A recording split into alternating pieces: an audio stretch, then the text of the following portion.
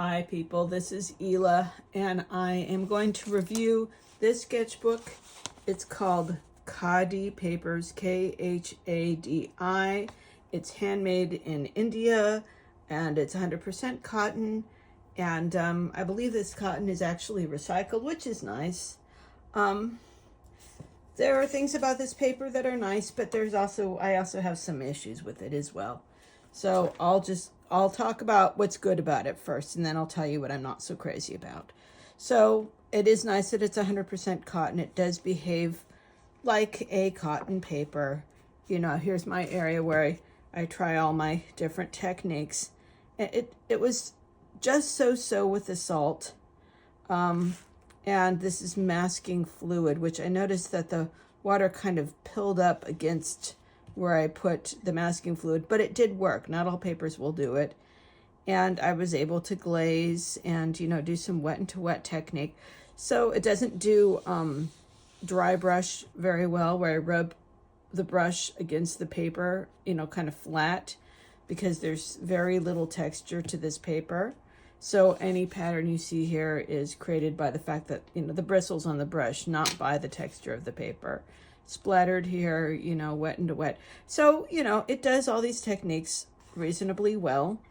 You know, I like the size of it. I decorated the front. I decorate most of my journals. The back, this is what it looks like on the front, and here it says Khadi Papers on it. Yeah, you can see that. So, you know, it will eventually get kind of dirty just because it is very pale and kind of an absorbent cotton paper, but it is pretty.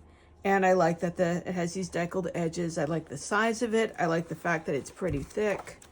And it does come with this cover, and they also do make a small version of this, although it doesn't have a nice hard bound cover like this one does, and it does lie reasonably flat.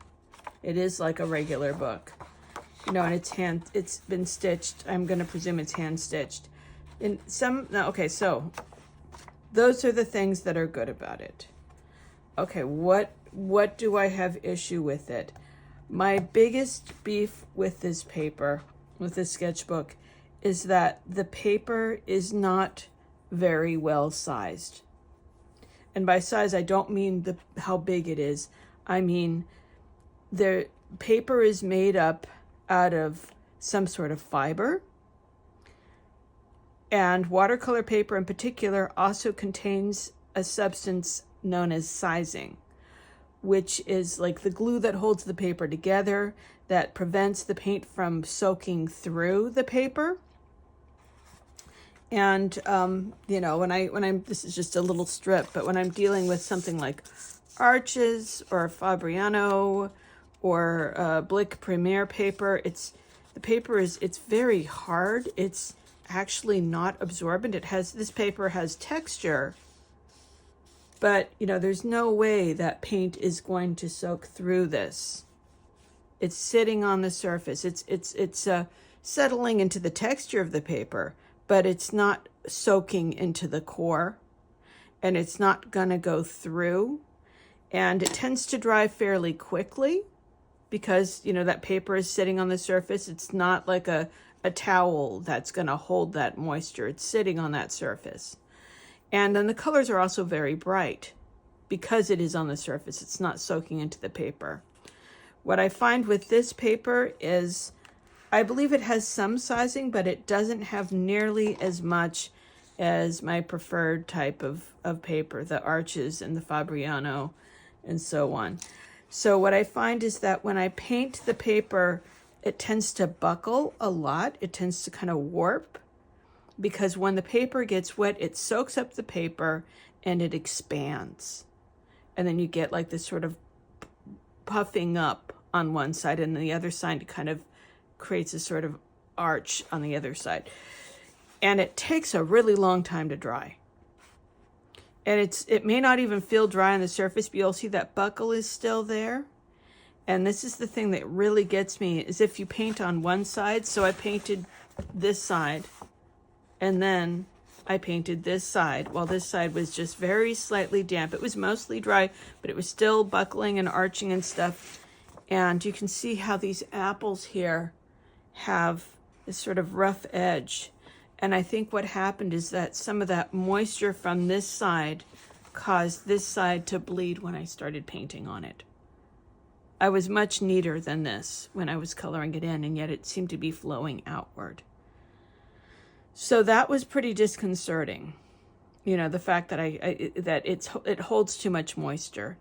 Other things that I noticed due to not having enough of this special glue or sizing is that when I first put the paint down, it tends to be much darker. The colors tend to look more pale after it dries because some of that pigment is in the paper. It's not just sitting on the surface like with this stuff, like these guys. I mean, you know, this color is just, colors are just a little bit brighter than these because it's sitting on the surface, it's not soaking in. You know, there's a lot of graininess to this paper. This is phthalo green, not a granulating color, and yet you're getting this kind of mottled surface. And maybe you like how that looks, but it's not like regular granulation where you have those little tiny chunks of pigment floating around that you can kind of, you know, guide where you want them to go. It's the fibers of the paper picking up more of the pigment.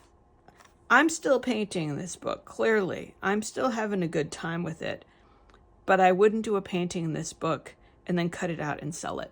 It's better than some wood pulp papers out there, but it's not as good as what I'm used to using. If you just want a sketchbook that's not very expensive for what it is, I think it's a very good deal. But if I was going to give this paper a grade, I would probably give it a C. It wouldn't get an A. It wouldn't get an F. It wouldn't flunk. I can still work on it. It's still fun. I'm still having a good time.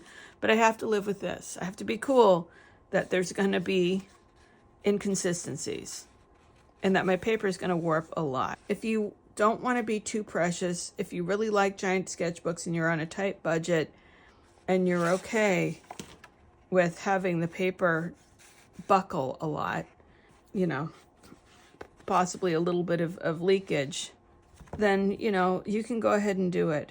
But it's not the paper I would recommend. Anyway, that's my recommendation. I hope you enjoyed this. I hope you found this helpful, and I will see you next time.